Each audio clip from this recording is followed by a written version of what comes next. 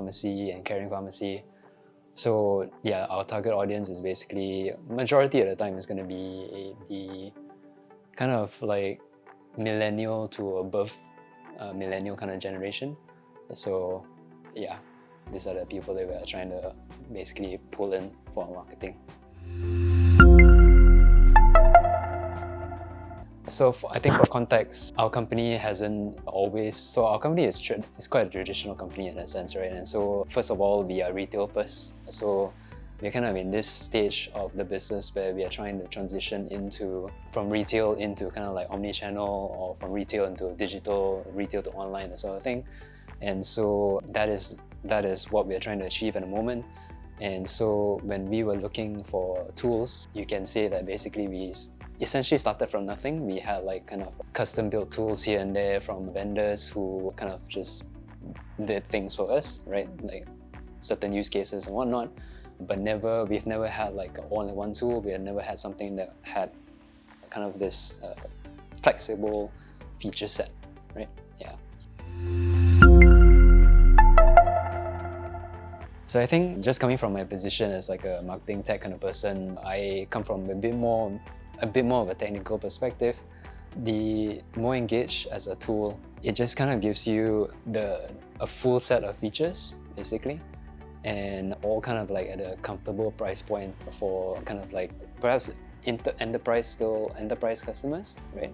I think even for like medium to large companies, I think the price range is still great, but ultimately it's just a full package of like, yeah, so the feature set as well as the price. And I think when I was evaluating things from a technical perspective, it is primarily one of the more flexible platforms that I could see.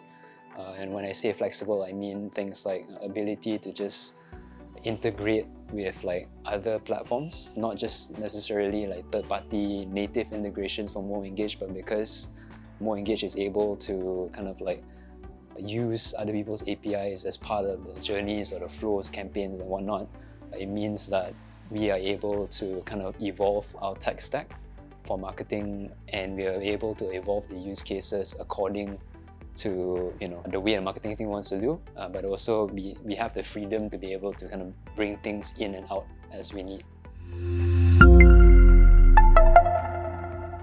So full honesty here, I think the major problem that we faced as a company was that the data, ultimately the data in MoEngage is what matters, but the problem was that we didn't have, as a company at least, we don't have particularly strong or robust IT capabilities or tech capabilities.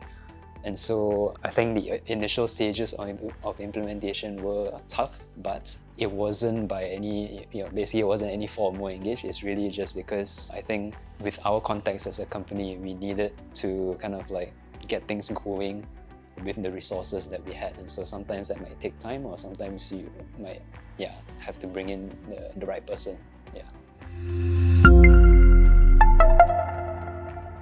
So I think it's interesting because like we primarily a retail company, and so historically in the past we came from a position where we could not get very much data in a sense from the point of sale system, which is our primary source of data in this case. So having MoEngage as a tool as well as the necessary tech resources, it just meant that we had the opportunity to kind of like as a company send more data points from our existing operations, send more data points into MoEngage. And so these typically look like, at least for now, is really just basic things like transactions as well as the specific items that were purchased. And so that's kind of like majority of our business model at this point, right?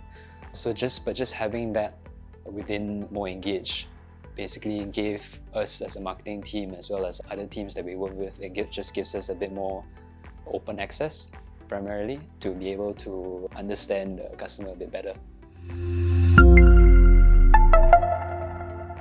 So I think one interesting use case that we had recently was that we were tasked with kind of like doing a purchase survey project. And so what that meant was that for our customers, historically, what we might do in the past is that we would kind of like search. So we would kind of take a segment of people who have made purchases from us.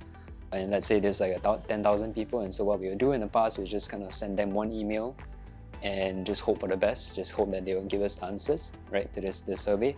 So what we've done recently was that because we had access to the data natively in MoEngage, right, it just sort of meant that we were able to personalize in the sense that when a customer makes a purchase, we were able to follow up basically immediately, in a sense, like on the day after. In our case, we were able to reach the customer with a survey that was kind of personalized even in the link. So what that looked like was that basically in the survey itself, we were able to kind of like, besides doing things like name, right, we were also able to make sure that the question becomes a bit more relevant to them in the survey. And so what that means is that we would ask them more specifically, how was your purchase experience at this brand and this particular outlet, right? And so right off the bat, what that means is that a person is able to kind of like already feel as if,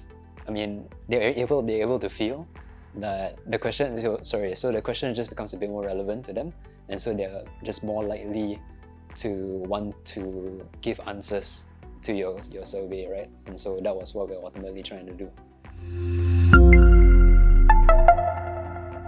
So I think something that we are trying to explore is the web personalization part. It's not something that we've ever done in the past, but I think because we as a retail company, we're trying to get more into the digital space and make a bit more use out of our website. I think also, again, with the context that we are working in a big company, and so sometimes things move slowly, right? I think with features like web personalization from MoEngage, it just kind of means that we as a marketing team can kind of play a part in trying to experiment, in a sense, with like our website and trying to help, let's say, our web developers or our product team to kind of get a sense of what might work or what might not before we allocate a whole bunch of resources to tell people that, hey, we're going to make this change to the website.